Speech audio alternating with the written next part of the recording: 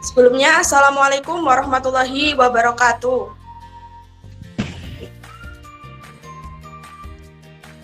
Gimana? Ini videonya belum dinyalakan semua ini. Ayo dinyalakan dulu. Udah. Oke. Mungkin? Oh iya itu. Alhamdulillah. Selamat pagi Mas Imam. Mikrofonnya dinyalakan Mas Imam. Ya, mikrofon dinyalakan. Imam Saifuddin itu. Udah. Nyala nggak?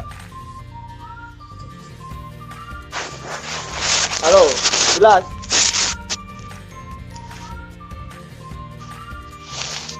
Kurikulum vitae Mana dari suaranya? pemateri. Ya, sudah Mas Imam? Oke, sudah. Sudah jelas ya?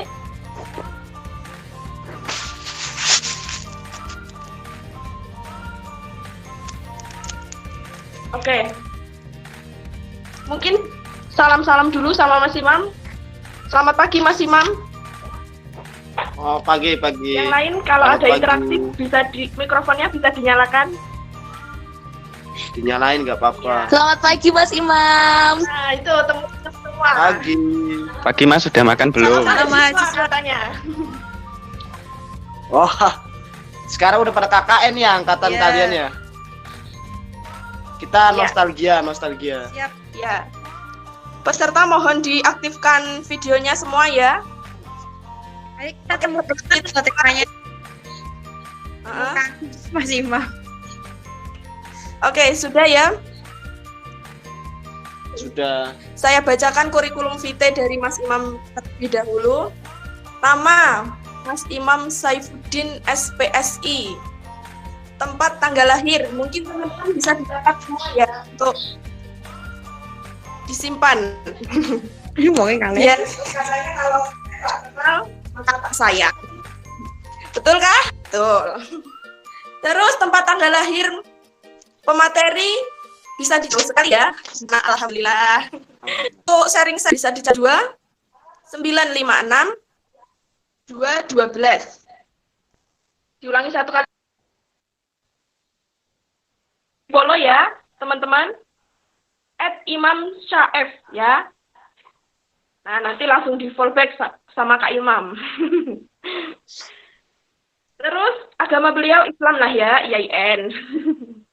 Habis itu pekerjaan beliau sekarang wirausaha.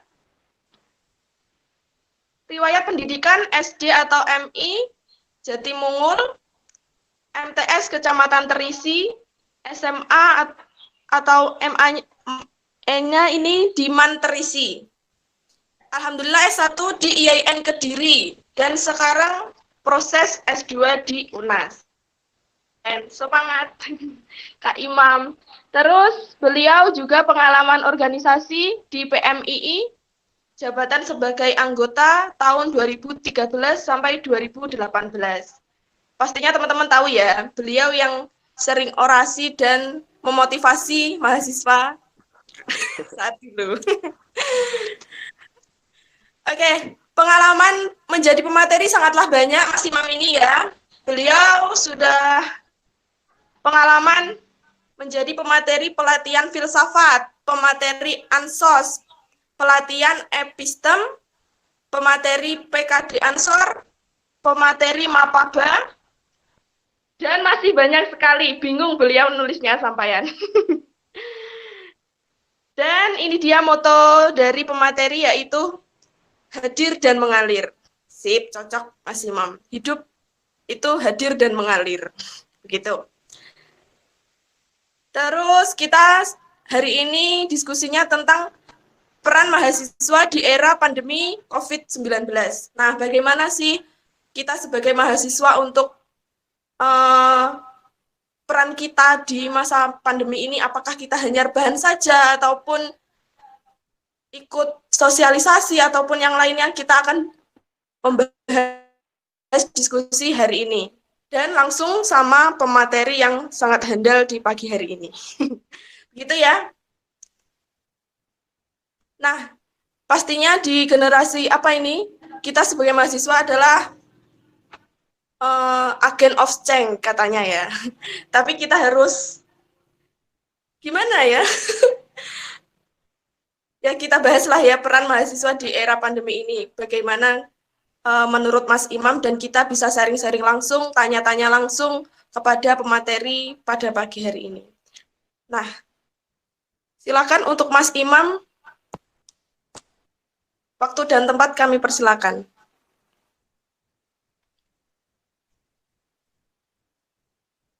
Mas Imam?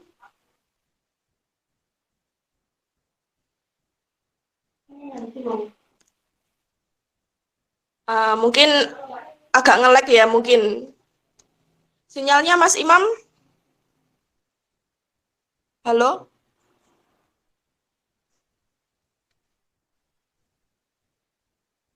Oh, ini sudah. Oke, silakan Mas Imam untuk dimulai sharing-sharingnya sama diskusi.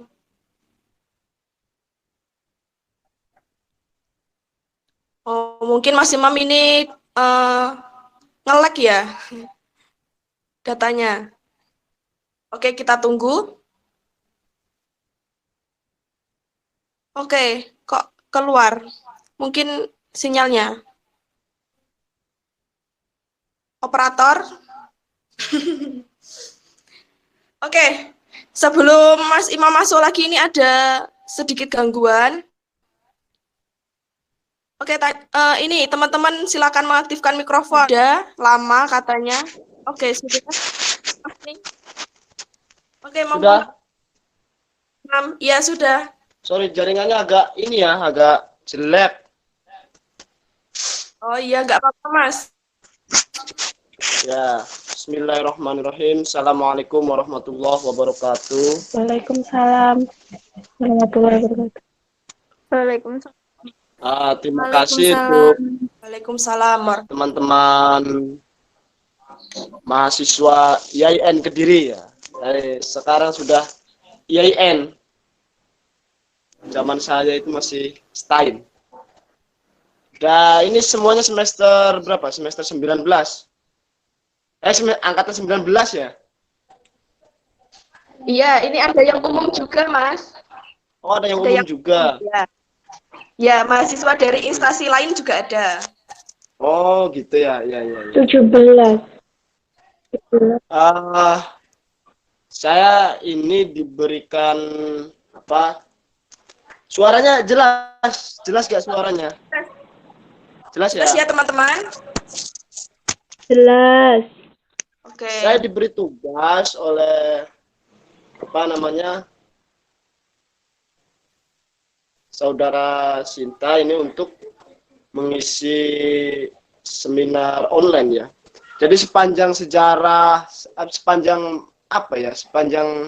saya ngisi materi itu baru 3 kali ini ngisi materi online ini. Iya, karena pandemi ya, Mas. Ya, hari Sabtu juga nanti ngisi materi lagi ya ini terkait online juga ini. Jadi rata-rata memang Ya, kendalanya ini kalau misal ini di sinyal ya teman-teman. Lah, oke, kita masuk di ini ya. Saya membaca TOR yang diinginkan oleh teman-teman mahasiswa IAIN Kediri. Ini temanya peran mahasiswa di era pandemi, gitu ya. Nah, sebelum jauh menginjak bagaimana sebetulnya peran kita, peran teman-teman di masa pandemi ini, layaknya kita harus tahu dulu sejarahnya peran mahasiswa, karena kan yang dititik tekankan itu di sini perannya, peran mahasiswanya. Nah, makanya saya ingin menggali sejarah terlebih dahulu terkait peran mahasiswa itu sendiri, teman-teman. Kebetulan ya betul. Saya sendiri aktif pada saat menjadi mahasiswa di IAIN Kediri, aktif dalam pergolakan mahasiswa yang bukan hanya di dalam kampus saja, tapi aktif di luar kampus, sehingga saya banyak sekali mengetahui kajian-kajian atau apa namanya intelektualis yang mengajarkan terkait gerakan mahasiswa atau peran mahasiswa yang bukan sebatas tentang belajar di kampus saja. Nah, dimulai pada saat kapan mahasiswa itu mempunyai peran? Di Indonesia tercatat oleh Subagio itu pada saat tahun 1950. Pada saat tahun 1950, ini peran mahasiswa sebagai student government ya. Jadi mahasiswa itu pada saat tahun 50-an itu setelah era Soekarno ya, setelah era Soekarno ini peran mahasiswa di seluruh Indonesia ini sebagai student government atau difokuskan, didominankan ini mahasiswa perannya belajar politik di dalam kampus. Jadi memang pada saat itu karena Indonesia pada saat itu masih dalam pondasi pembangunan, pada saat pondasi membangun, maka mahasiswa dituntut untuk berperan di dalam pembangunan negara, dasar negara. Dalam hal ini yang menjadi dominan sentrisnya adalah politik. Maka mahasiswa ditekankan untuk menjadi domain dalam sebuah kerangka politik bangsa kita, yaitu diletakkan terhadap orang-orang mahasiswa Indonesia pada saat itu. Soekarno mempunyai pemikiran neokolonialisme. Pada saat itu Soekarno masih menjadi mahasiswa. Apa neokolonialisme? Nekolim menurut Soekarno adalah penggabungan daripada nasionalis dan komunis serta sosialis. Ini menurut Soekarno sangat dominan, sehingga Soekarno pada saat mahasiswa menjadi sentris oleh mahasiswa lain. Nah, hatta yang dibawa ke luar negeri, yang belajar di luar negeri di Belanda pada saat itu, ini kita belajar sejarah dulu ya. Lah, pada saat itu Hatta mempunyai pembelajaran karena dibawa ke luar negeri demokratis sosialis. Hatta itu mempunyai nalar pemikiran demokratis sosialis. Hatta menginginkan negara yang ideal. Hatta menginginkan negara yang federal. Itu peran Hatta pada saat itu masih menjadi seorang mahasiswa. Nah, ada lagi yang lebih ekstrim sentris mahasiswa, yaitu Tan Malaka. Tan Malaka menginginkan pada saat itu negara kita harusnya menjadi negara komunis, negara yang berdiri sendiri di atas kaki bangsa Indonesia, diletakkan terhadap rakyat Indonesia. Nah, ini Tan Malaka. Inilah teman-teman peran mahasiswa pada saat zaman dulu ya, sebelum pandemi menyerang. Lantas bagaimana kita? Sebelum saya melanjutkan peran mahasiswa pada saat ini, setelah tahun 50, ini kita muncul kembali tahun 1977. Peran mahasiswa bergeser kembali. Pada saat 1977, mahasiswa hadir sebagai pengkritik pemerintah. Nah, ini. Kalau 1950 peran mahasiswa itu sebagai student government atau hanya sebatas pembelajaran politik di dalam kampus supaya menentukan arah kebijakan pemerintah, tetapi pada saat 1977 mahasiswa berperan sebagai pengkritik pemerintah ya.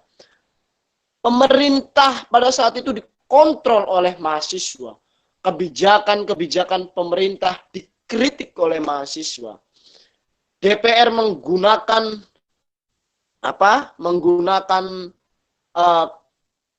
tangan-tangan atau otak-otaknya di dalam parlemen, tetapi mahasiswa hadir sebagai parlemen jalanan, sebagai pengkritik pemerintah. Mahasiswa tidak mempunyai landasan, tidak mempunyai apa, tidak hanya sebatas hanya mengkritik saja, tetapi mempunyai landasan. Kenapa peran mahasiswa pada saat itu diharuskan menjadi pengkritik pemerintah? Karena pada saat itu pemerintah yang dipimpin oleh Soeharto telah terang-terangan memberikan atau menjadikan negara kita sebagai negara federal.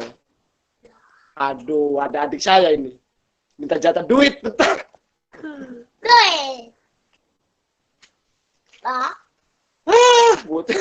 Bentar. Gak apa-apa, iklan sebentar ya. Tutup, lowongan tutup. Pintu tutup. Adiknya minta duit. Gak apa ya, sedikit. Ya, sampai mana? Santai teman-teman ya. Tadi ini saya di kamar terus dari tadi ini, biar keluar banyak orang, ada orang-orang kerja di rumah itu. Gak fokus. Nyampe mana tadi itu? Nyampe mana, Sinta? Iya, nyampe di Presiden Soeharto. Oh ya. Sejarahnya itu tadi. Iya. Jadi pada saat itu mahasiswa 1977, mahasiswa itu federal. Mahasiswa pada saat itu perannya itu sebagai pengkritik pemerintah karena mempunyai landasan. Karena pada satu rezim Soeharto begitu menindas, suara dibungkam, rakyat dikekang, ya kan? Akhirnya mahasiswa mempunyai peran tersendiri dalam kemajuan berbangsa. Hadir di tengah-tengah masyarakat sebagai pengkritik pemerintah. Nah, ini yang menjadi sebetulnya peran mahasiswa selalu ini ya, selalu berganti setiap tahunnya, itu dikarenakan zamannya yang berbeda-beda. Nah, setelah tahun 77 hadir sebagai pengkritik pemerintah, pada saat itu merasa terancam akan hadirnya mahasiswa, ya. Hadirnya mahasiswa itu terancam pemerintah karena bisa-bisa jatuh. Nah, bagaimana pemerintah itu akhirnya membuat hegemoni, membuat kerangka bahwasannya mahasiswa ini tidak boleh menjadi pengkritik. Hanya pada saat tahun 78, nah, pemerintah siapa namanya pada saat itu Kementerian Pendidikannya itu. Menteri Pendidikan pada saat era Soekarno pada saat 78 itu memberikan aturan undang-undang atau Permendagri bahwa mahasiswa dikembalikan lagi terhadap fungsinya itu sebagai kaum intelektual. Nah, dikembalikan lagi, gunanya untuk apa? Gunanya untuk mengekang pemerintah pada saat mengekang mahasiswa agar tidak lagi menjadi pengkritik pemerintah karena mahasiswa dianggap bahaya pada saat itu.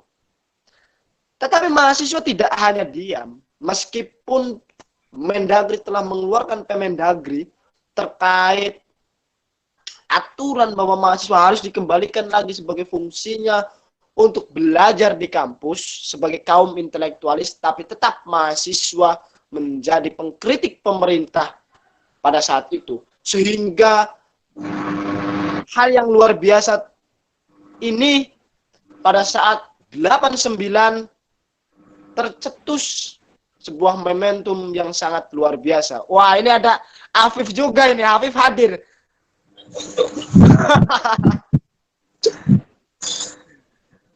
Nah, kita lanjut lagi. Meletusnya pada saat itu peran mahasiswa pada saat 89. Momentum ini sangat luar biasa ketika 89 sehingga mahasiswa memuncak di gedung DPR sehingga terjadinya momentum reformasi. Karena mahasiswa pada saat ini, pada saat itu maksud saya, pada saat itu dianggap sangat berbahaya oleh pemerintah, sehingga dilakukan Kemendagri pada saat tahun 78, kemudian tahun 77 karena mahasiswa dianggap sebagai pengkritik, tahun berikutnya di Mendagri memberikan sebuah aturan, tetapi mahasiswa berperan tidak berhenti pada saat itu untuk berbangsa, untuk bangsa Indonesia. Tetapi pada saat tahun 89 tercetusnya momentum yang sangat luar biasa, seluruh mahasiswa yang ada di Indonesia berkumpul di Senayan, menggulingkan Soeharto, dan terjadilah momentum reformasi.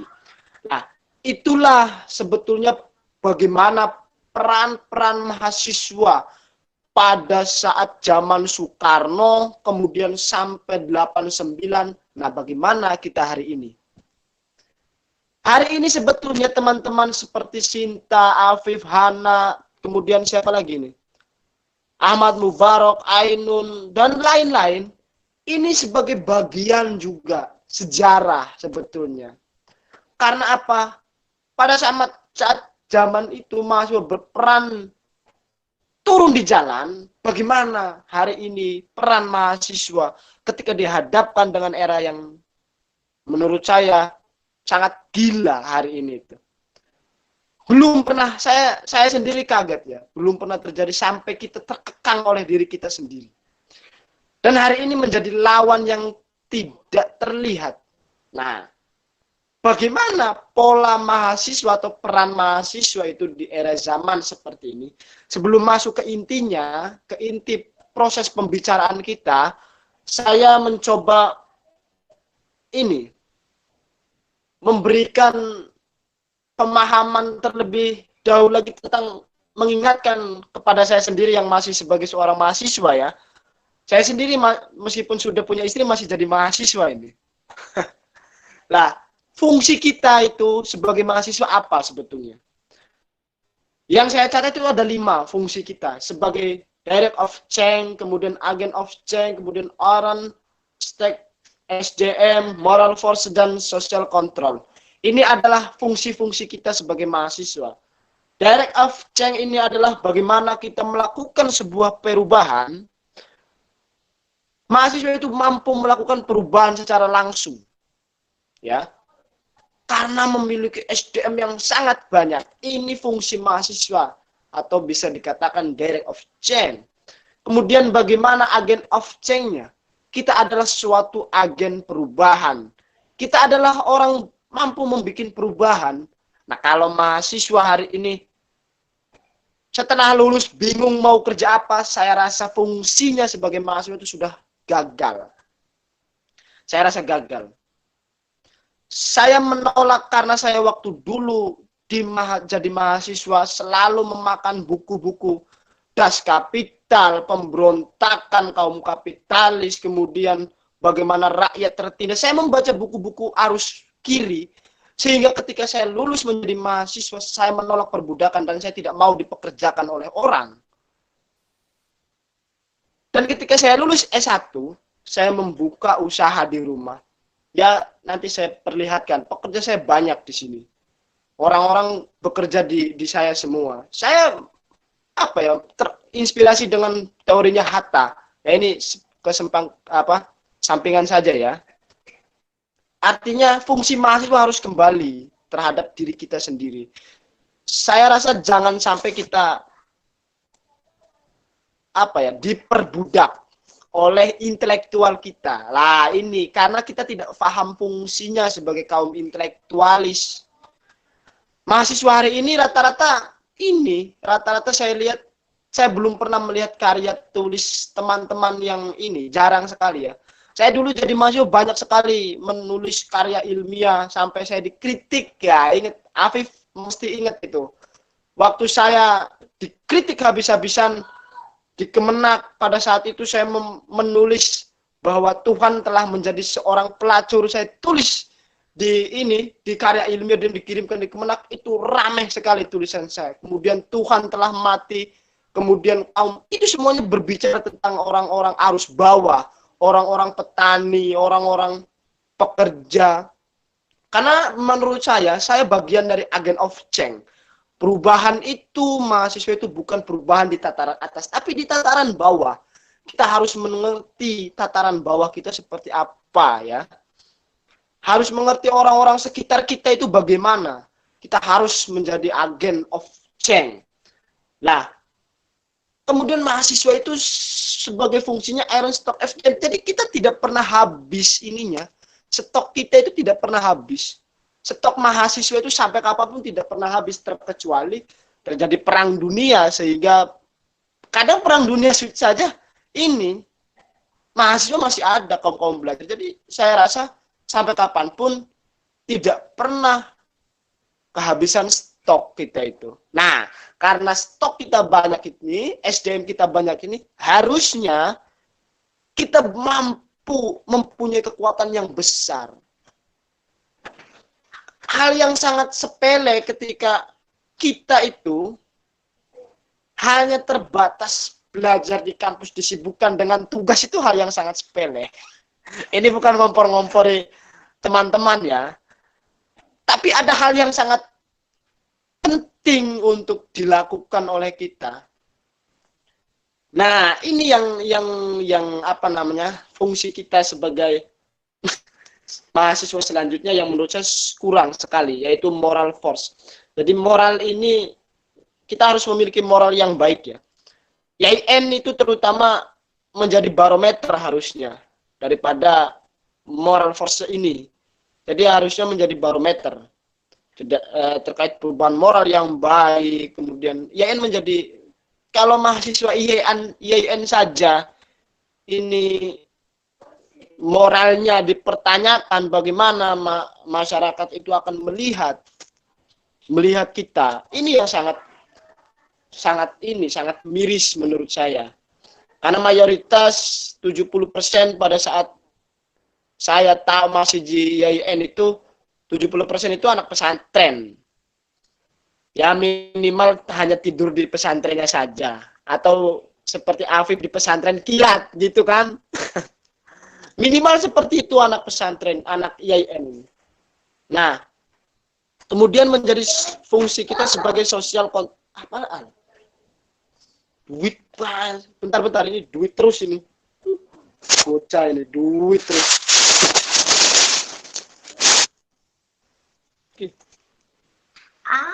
Tunggu apa? Oke, nggak apa-apa ya, sambil Bentar. ini Tutup. gitu. Ya. Jadi beliau suka berorasi, suaranya itu khas. Nah, kita lanjut lagi. Bagaimana sebagai sosial kontrol kita itu? Kita itu menjadi pengontrol sosial, teman-teman. Jangan menjadi apa namanya? Bagian masalah dalam sosial itu. Kadang-kadang mahasiswa menjadi bagian masalah ketika lulus kuliah bahkan, atau menjadi mahasiswa pun menjadi masalah bagi sosialnya, bagi masyarakatnya. Ini menjadi permasalahan yang sangat luar biasa menurut saya. Karena fungsi kita bagaimana kita dilatih.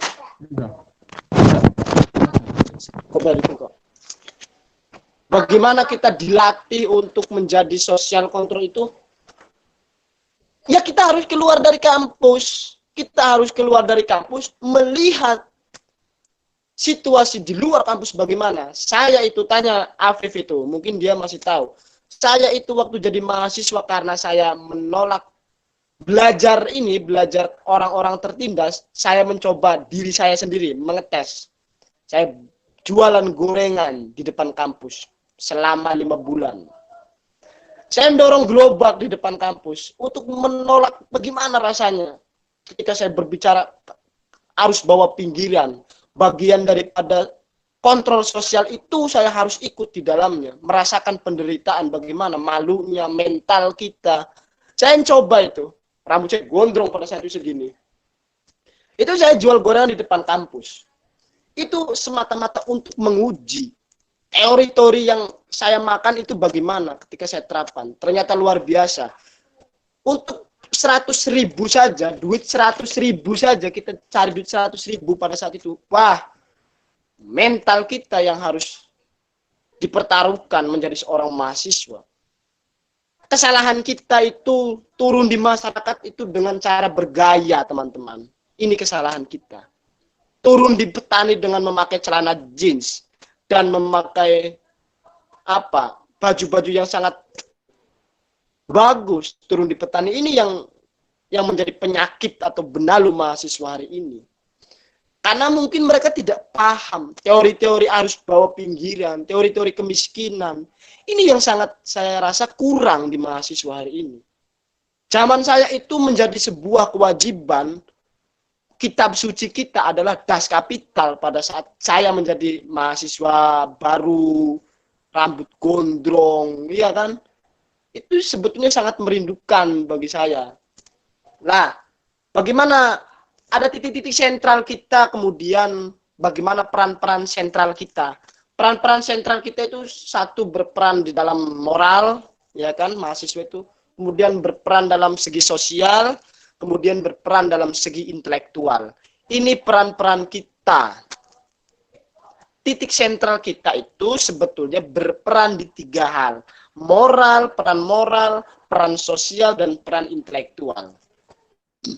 Bagaimana di tengah pandemi ini, setelah kita mengetahui seperti itu? Bagaimana peran kita?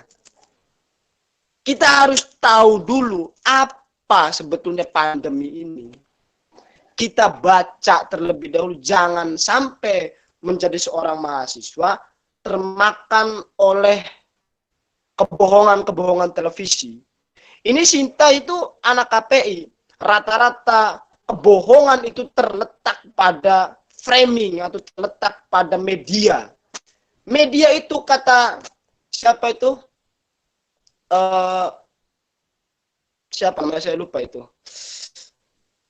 Ya Allah. Siapa teori framing itu siapa? Mas Haveli. Ini menurut Haveli ini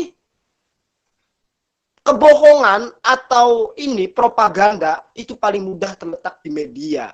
Seperti halnya Nazi mengungkap kebohongan-kebohongan yang terus dilakukan ini dengan media. Media apa pada saat itu? Ya mulut ke mulut. Ini sama dengan media. Hari ini lebih mudah. Kita tidak dengan mulut ke mulut hari ini. Dengan televisi pun kita sudah melihat. Nah, bagaimana kita itu tahu pandemi ini seperti apa? Benar tidak? Berperan apa mahasiswa? Harus bagaimana? Mengambil sikap apa? Melakukan apa? Iya kan? Itu muncul pertanyaan-pertanyaan di dalam diri kita. Lah, sebetulnya simpel saja yang harus kita lakukan. Bukan jadi mahasiswa itu bukan sebagai Superman yang hadir di tengah-tengah kerumunan penjahat atau bahkan Batman yang kesiangan menjadi pahlawan kesiangan. Bukan seperti itu jadi mahasiswa itu. Kita simpel saja, menurut saya, jadilah orang yang bermanfaat. Memberikan lampu keintelektualan kita terhadap masyarakat. Kalau masyarakat adanya pandemi merasa ketakutan, kita hadir untuk menjadi penenang. Iya kan? Kita tidak mungkin bisa melakukan perubahan di dalam pandemi ini. Saya rasa mahasiswa tidak bisa. Karena tidak nampak dan bukan bidangnya mahasiswa. Tapi mahasiswa itu hanya ini. Menjadi penenang untuk mahasiswa agar tidak menjadi ketakutan dalam masyarakat. Kalau masyarakat ini sudah takut, akan terjadi ketidakpercayaan. Ketika sudah tidak terjadi kepercayaan, maka yang terjadi chaos di dalam masyarakat dan hancur-hancuran negara kita itu. Lah mahasiswa tugasnya itu untuk mengcover adanya disosial yang terjadi di dalam masyarakat. Seperti terjadi pada saat tahun 30, 50, 77, 78, dan 89. Perannya semuanya untuk mengcover agar tidak terjadi disosial yang terjadi di dalam masyarakat. Nah, hari ini karena lawan kita tidak terlihat, objek kita tidak terlihat, maka setidaknya kita harus menjadi penenang terlebih dahulu di dalam masyarakat. Sampaikan hal-hal yang positif di dalam masyarakat, tidak menambah ketakutan di dalam masyarakat di era pandemi, dan lakukan hal-hal yang produktif. Ya. Jangan menjadi sudah masyarakat takut, kita menjadi penebar ketakutan di masyarakat. Ini yang sangat berbahaya, teman-teman. Ya. Nah, kemudian yang terakhir dari saya, jadilah orang-orang mahasiswa yang produktif mulai dari sekarang, mumpung masih belajar. Jadilah orang produktif. Ya, harus produktif jadi orang. Produktif itu bagaimana? Produktif itu percaya diri terhadap kemampuan kita. Bagaimana kita mendapatkan kemampuan diri kita? Ya, kita harus belajar. Kita harus membaca-baca buku, fondasi kita yang kuat. Sekarang saya tanya, teman-teman itu banyak beli lipstik atau banyak beli buku? Iya kan? Repot juga akhirnya. Afif tahu itu. Saudara Afif itu tahu. Buku saya sekarang saya bawa buku itu banyak sekali buku-buku itu. Ada ratusan buku. Bentar lagi mau 1000. Jadi mahasiswa itu saya membeli banyak buku dan membaca. Karya tulis saya itu banyak zaman dulu. Sehingga waktu jadi presma itu, teman-teman menunjuk saya karena, ya mohon maaf, bukan apa-apa ya. Salah satunya karena intelektualnya. Nah, jadilah yang produktif. Seperti itu. Sehingga ketika lulus kuliah, yang PAI jangan mau jadi guru. Karena ribuan yang mau jadi PAI. Orientasinya jangan jadi penyiar. Yang perbandingan agama jangan jadi mudin nanti. Repot juga itu kalau seperti itu. Karena banyak sekali kan. Nah, saya itu orang psikologi. Kuliah pertama di psikologi. Kemudian S2 ini ngambil politik di UNAS. Ini ya, saya tidak bekerja. Saya membuat lapangan kerja untuk orang-orang di sini. Ya masih mempaknya kurang. Ya mungkin itu saja, itu aja dulu deh. Jadi seperti itu ya. Waktunya sudah selesai. Ya. Mungkin Jadi tanya jawab silakan.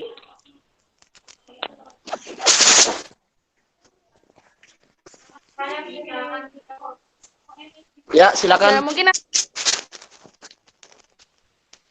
ya silahkan untuk teman-teman yang mau bertanya. Karena ini kan waktunya sampai 10.50, jadi untuk 10 menit terakhir untuk tanya jawab. Silahkan teman-teman yang mau tanya di kolom komentar, habis itu ditanya ya. Gimana, Pip? Silakan. Tanya apa? Ya, Mas, mungkin tanya. Silakan, tanya.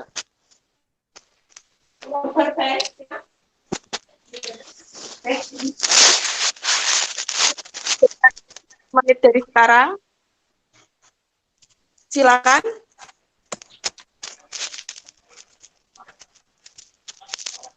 Mbak Deca mungkin, Mbak Deca.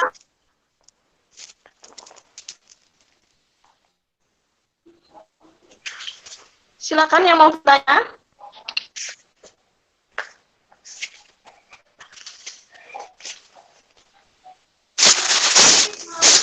Mas, ini ada yang bertanya ya.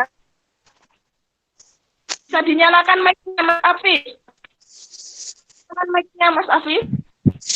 Oh ya, halo, sudah. Siap, sudah, silakan. Saya mau bertanya kepada Mas Imam.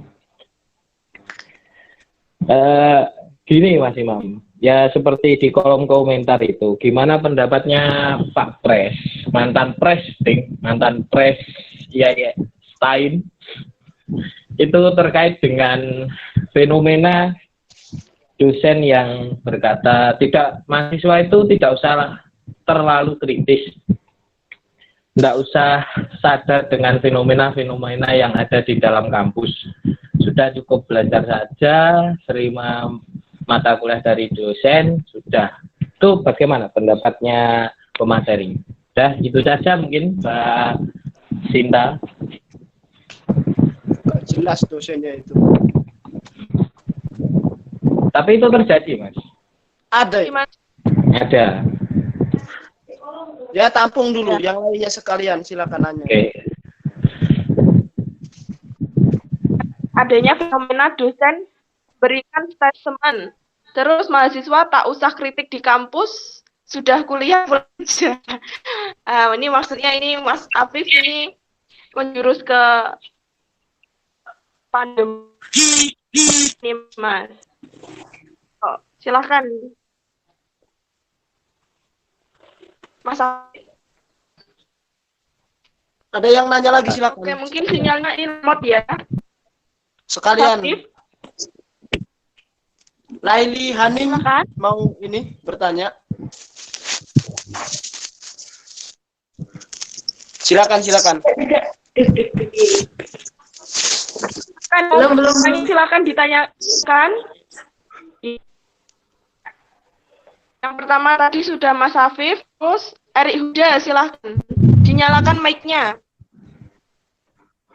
Erik Huda silakan dinyalakan mic.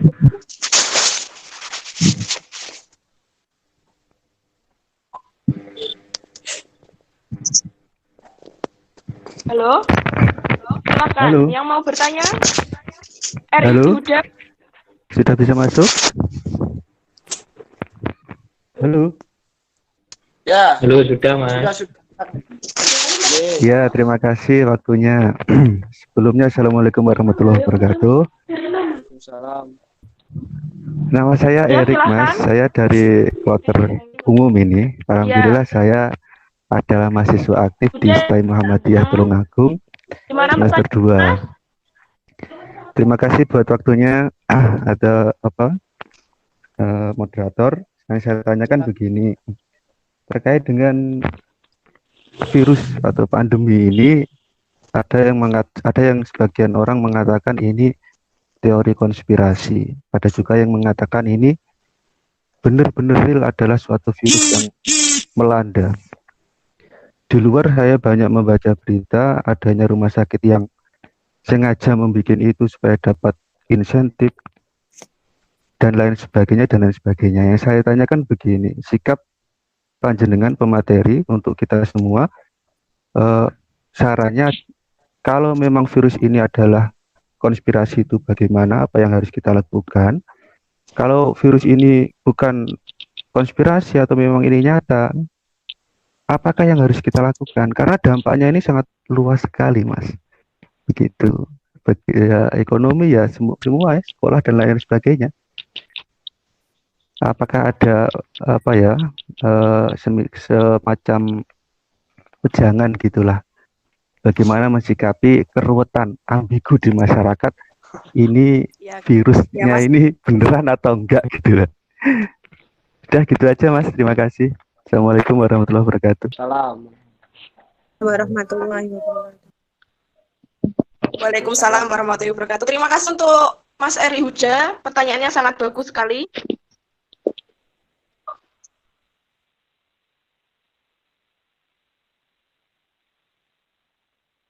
Satu lagi. Oke, mungkin Mas Imam langsung Jadi dijawab. yang pertama, Afif itu fenomena kayak gitu ya, bukan hanya terjadi sekarang, zaman saya juga ada kayak gitu. Cuman ya saya anggap angin lalu saja lah. Dari pertanyaan Mas Afif. Jadi menurut saya kalau ada yang kalau ada dosen yang kayak gitu, kita tanggapi biasa saja, tidak berlebihan. Toh tidak memberikan dampak apa-apa terhadap kita. Asal kita hanya mau belajar dan mau membaca, ya sudah biarkan saja. Biasanya dosen-dosen kayak gitu itu dosen-dosen yang ya nggak paham. Saya juga pikirannya gimana kok mahasiswa disuruh tidak boleh kritik, tidak boleh menjadi pengkritik, ya gimana ya. Sedangkan kita itu hadir sebagai pengkritik mahasiswa itu ya. Tapi pengkritik yang cerdas. Nah, selanjutnya bagaimana ketika menghadapi di era pandemi seperti ini? Kata siapa tadi? Mas Erik Huda ya? Ya, benar, Mas Erik Huda. pertama saya ingin garis bawahi seperti ini Mas Erik. Saya itu paham tupoksi saya ya. Saya itu bukan ahlinya dalam mengatakan virus ini sebetulnya seperti ini, kemudian bentuknya seperti ini, ada enggak. Ini bukan poksi saya terlebih. Pertama ya, yang harus digarisbawahi dulu. Karena bagi saya bukan bidangnya di situ. Kalau berbicara tentang mungkin tatanan negara atau filsafat atau epistem, mungkin itu bidang saya. Kalau berurusan dengan virus, saya juga bingung sebetulnya virus ini bagaimana bentuknya dan seperti apa, karena bukan bidang saya. Tetapi seperti ini, ketika tadi dikatakan bagaimana kalau ini sikap kita ketika virus ini adalah konspirasi, kalau virus kita sebagai konspirasi, maka kita biasa saja, tidak usah ditanggapi. Kalau konspirasi itu ditanggapi, maka akan muncul konspirasi-konspirasi selanjutnya. Seperti itu kan teori konspirasi.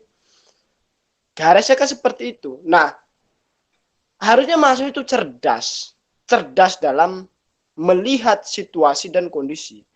Kalau dalam analisis sosial dan analisis wacana, kita diajarkan rumus bagaimana kita melihat gerakan situasi di sosial dan gerakan situasi di media. Ini yang harus disinkronkan. Nah, bagaimana kita membaca ini? Bagaimana yang harus kita lakukan? Kalau memang virus ini benar adanya, ya kita lakukan protokoler.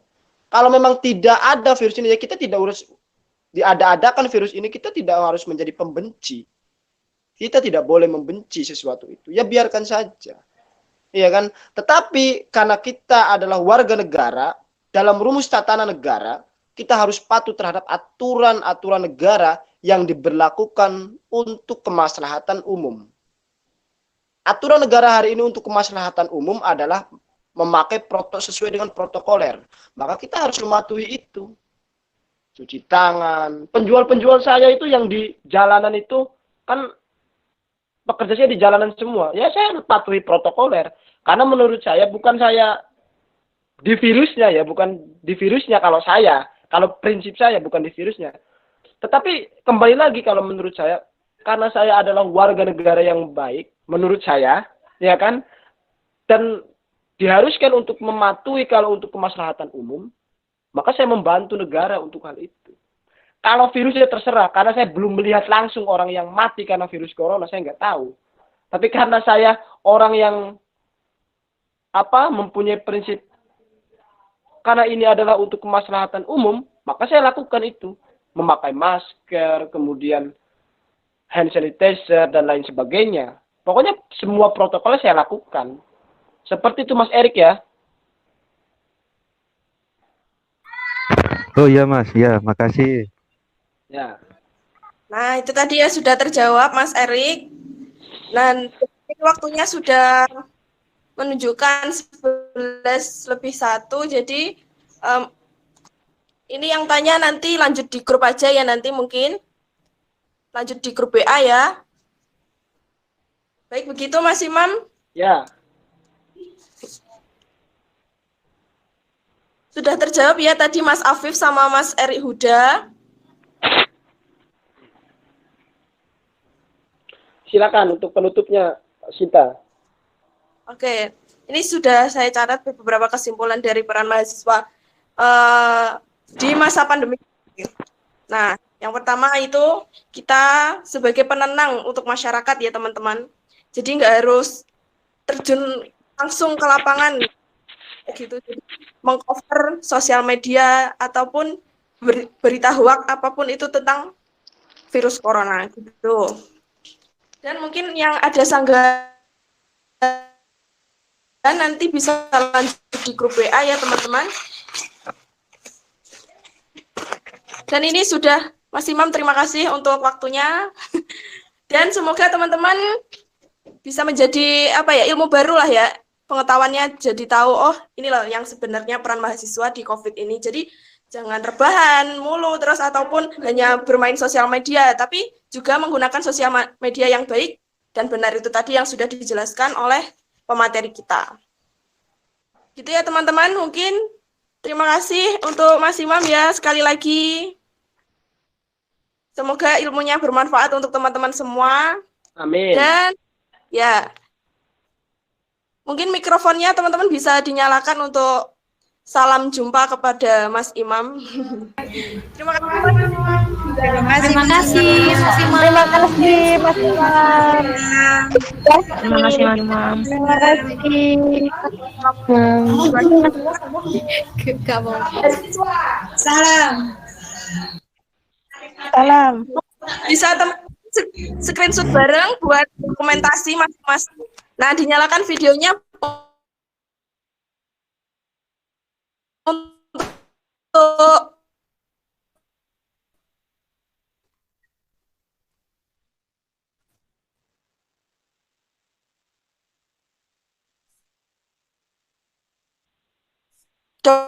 dokumentasi, videonya dinyalakan semua. Saya minta Ya, dokumentasi. kayaknya bodoh, Kak.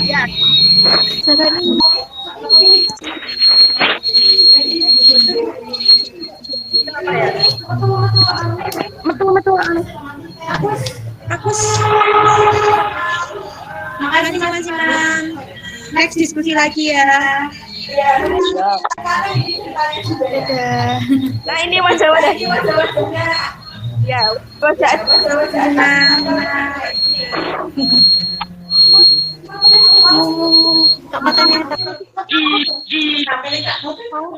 Kayak HP ini cedek-cedekan kayak HP karo mic. Sudah, tanya sudah. Mas Imam di Mas Imam. Ya, terima kasih ya. Terima kasih Mas Imam. Mas Imam. Oke. Ini ada yang gabung nih, Mas. Gimana ini? Telat dia, Mas. Siapa? Tadi Ini sudah situ gabung. baru gabung ini. Tadi sudah Telat dia. gabung, tapi lift lagi karena dipanggil dosen. Oh. Ketinggalan 24 SKS kamu. Makasih Mas Imam. Udah sih. Udah, saya duluan ya. Ya. Kurang terima kasih. 39 hari lagi. Semoga jadi mahasiswa yang peka terhadap sosial. Amin. Jangan jadi mahasiswa yang cengeng. Assalamualaikum warahmatullahi wabarakatuh. Waalaikumsalam.